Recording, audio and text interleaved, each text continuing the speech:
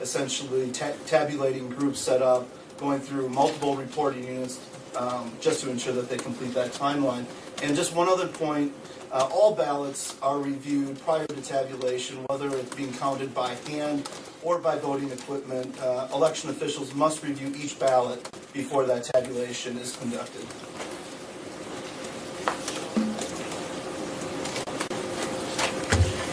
You know, Steve, you know, one thing that I think is really important in this is, you know, part of the beauty of our system and why I think it's been, you know, the Wisconsin system and why any allegations that it wasn't fair or that there were illegal votes counted, you know, it really goes to the heart that we have our fellow citizens, 1,854 municipal clerks, 72 county clerks, and all the volunteers, you know, they count it. It's very, very decentralized. And to say that we didn't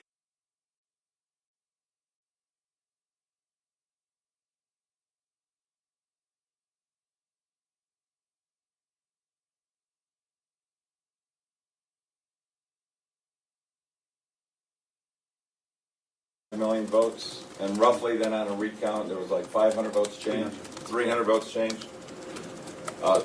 One thing that we're going to find out about our system is that, you know, we have, I think that the official, it wasn't the official, it would have been the official certification. We have a difference between the Clinton and the president-elect of 22,177 votes. You know, I don't think that we'll find, or we will find in this, that our fellow citizens counted these votes accurately, and it will be very interesting to see how many over 300, if that were inappropriate. So if nothing else, this is going to give us a very good audit. It's going to reassure Wisconsin voters that we have a fair system, that we're not counting illegal votes, we're not counting dead people's votes, and it's really, really important to know that in Wisconsin, elections are fair and accurate and conducted by hardworking people, my fellow citizens. Disagree with anything you said, Mark. Does anybody recall how long it took to count those little over 1 million votes in that Supreme Court recount? It was roughly a month or a little more for us, is that right? A month's time. We did have a little bit of an anomaly in Waukesha County, which took an extremely long period of time. They were being very meticulous, which was understandable given the controversy surrounding that election in that county in particular. We did intervene at some point in that recount and provided some suggestions to Waukesha County about how they could expedite the recount, and I think if we saw particular counties that were struggling during this process, we would take the same approach.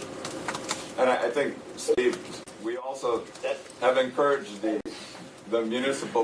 county clerks to have actual costs to make sure that they have the funds available to recruit the necessary people in a very timely fashion. But that anomaly aside, it took a month to count a little over 1 million votes. Right, but they weren't under the same kind of pressure that we are. I think the federal statute's very clear that we have to be done. Right, a week before the electoral college. Right. I mean, we all know. I think we all agree. All 6 of us agree that this needs to be done in a timely fashion. And I know that some folks have to have had other things on their schedule this morning. But before we go to the specific motion, I would ask that we modify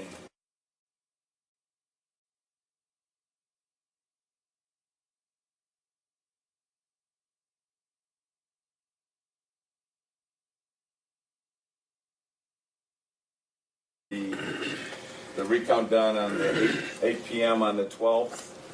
That will give then the commission time to, that gives us more time in the event we have some issues going on. I agree. I'll move the recommended motions as amended. I'll second that motion. At the risk of having Diane stare at me and say, you can blame it on me, okay?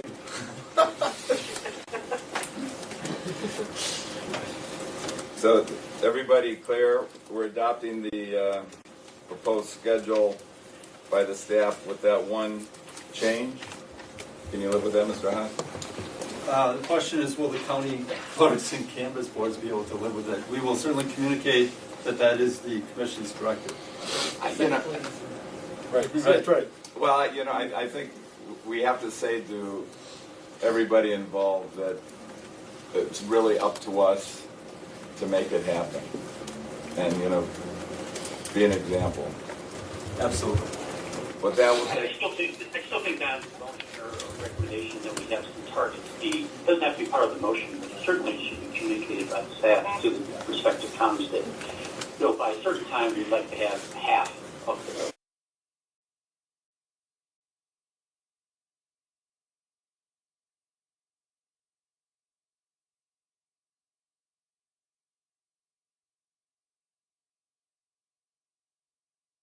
commission meeting. All they have to do is contact me. We'll have it again if we need to have a meeting. I mean, everybody has been, very cooperative, and thank you all for being available Monday morning on very, very short notice. With that, all in favor of the motion? Aye. Aye. Aye.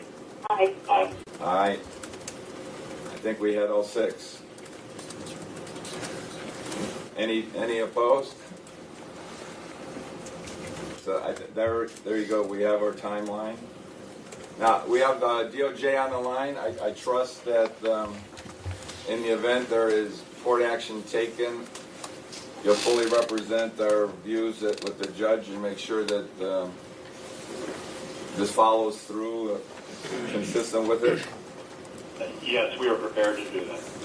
Are there any concerns on your end with our timeline before we end up with this meeting? We don't have any concerns with the timeline or the discussion concerning the time. Well, we thank you much. I know that we put it out there notice early over the weekend, and we've been working with your staff last week, anticipating that maybe there would be, and we appreciate your involvement, and thank you. Welcome.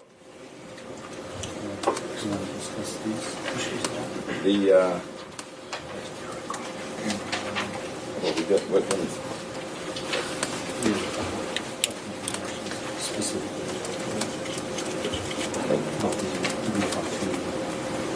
Can we touch on that? We did touch on that. We touched on the commission. All right, let's go to the recommended motion on Page 3. page 3. This is the memo that I sent to the commission late last night, so I apologize for it, but most of it contained some information, at least, that you had received in general previously. The memo related to the recount estimate and fee, as well as the option for a hand count versus machine count, and also our voting equipment audit. There's two recommended motions, one on the bottom of page 3 and one on page 4. Well, let's deal with the issue on the bottom of page 3. What is your recommended motion? We'll have some discussion on it. The recommended motion is for the commission to approve the staff's recommendations, directing staff to provide the estimated recount fee today, including any valid state costs, to the petitioning candidates. Again, today, for payment due at the close of business tomorrow, November 29th. Further, that staff will be directed to assess the full estimated recount fee to both candidates, unless the candidates each submit payment for 1/2 of the total estimated cost by the close of business today. The close of business tomorrow. Mr. Chair, I had a little sidebar with Nate over here. I was going to suggest maybe a few friendly amendments to the motion. Close of business, why don't we say 4:30 Central Time? Let's make it clear that's the close of business. Mm-hmm. And then I think the standard is, it's not necessary that each campaign pay half, but that between the two campaigns, the entire fee is paid. Is that right? Well, there's a little bit more detail in the text of the memo. Our recommended, or our staff approach at this point, there's a few ways to do this. We have to receive, there's no question we have to receive the full payment. I think our staff consensus is that if Mr. De La Fuente wants to be a petitioner, that that campaign needs to bear an equal burden of the recount fee. That is at least our recommendation. Okay, well then, if that's, I guess I saw that and I wasn't sure if that was, or is that your interpretation of the statutes? It is. Okay. There are, I think, reasonable arguments for treating it as you suggested, Commissioner. But it seems to the staff that there needs to be an obligation, an equal obligation on each candidate who files a recount. So the way the motion is written and recommended, it would be that if the total amount is paid, and if the recount can go forward, if Mr. De La Fuentes wants to be considered a petitioner, you would have to pay at least half. Correct. I think we would initially give them each campaign the full bill. If it's $1 million, we tell them this is what has to be paid, and they pay it. If it turns out that they both simultaneously pay us $1 million, we would refund 1/2 of that to each of them. I think it has to be unequivocally clear, though, unless the full actual costs are paid by the close of business on Tuesday. Are we saying 4:30? 4:30 Central Time. For both November 28th and November 29th, correct? We have close of business twice. Oh, it should be payments on Tuesday, 29th, right? Right. So it's 4:30 tomorrow. Right. Okay. All right, we have a motion. Do we have a second? I'll move the recommended motion with the substituting 4:30 p.m.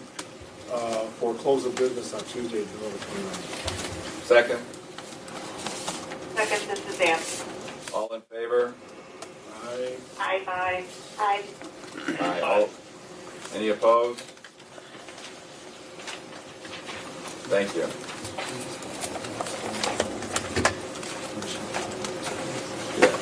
Beverly, are you still there? I still am for a few more minutes. Okay. Yeah, just let us know when you have to run, okay? My quarter after. All right, well, I think we're going to get there. Do you have another recommended motion? Right, on page 4, this has to do with the method of recount as we are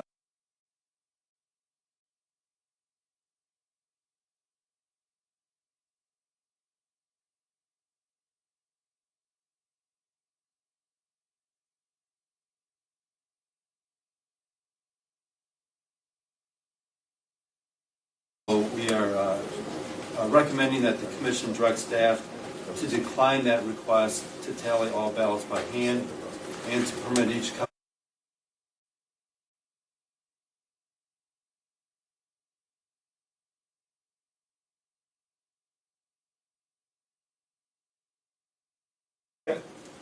Thank you. Yeah, I think this is consistent with our prior discussion and implicit in our prior discussion. So this is just making the point very clear. All in favor? Aye. Aye. Aye. Anybody opposed? Sorry, who seconded that? I did. Okay. Mr. Miller.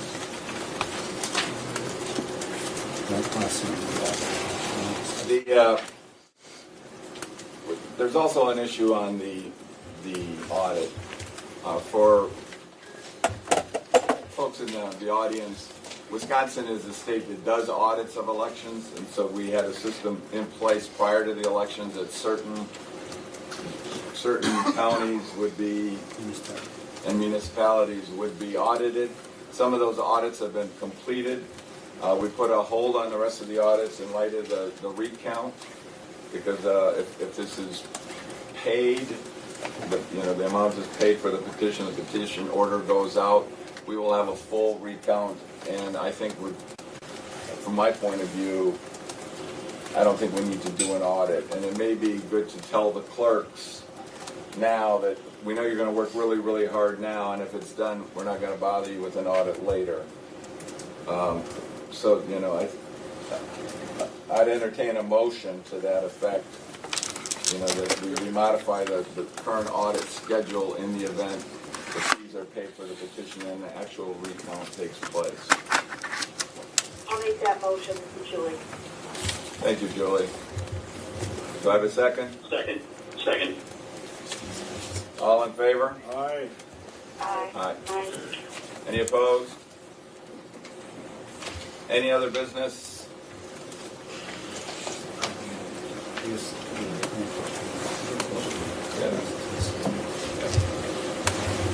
For the open, I think now then is, I would like to go into closed session for those folks that would, do I need a motion on that? I'd like a motion to go into closed session to address a couple other matters. For those folks that can stay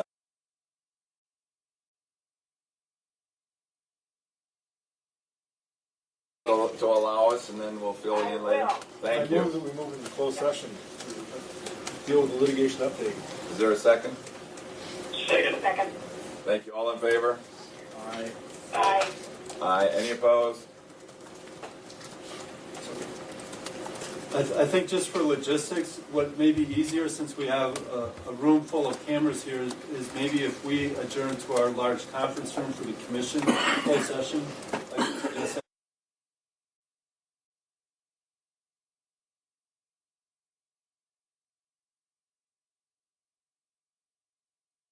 we'll set up in the large conference room, and I guess that also applies to DOJ. If you want to participate or listen in to that closed session, we will be using the same conference line. And frankly, I would really appreciate if you would call in on that.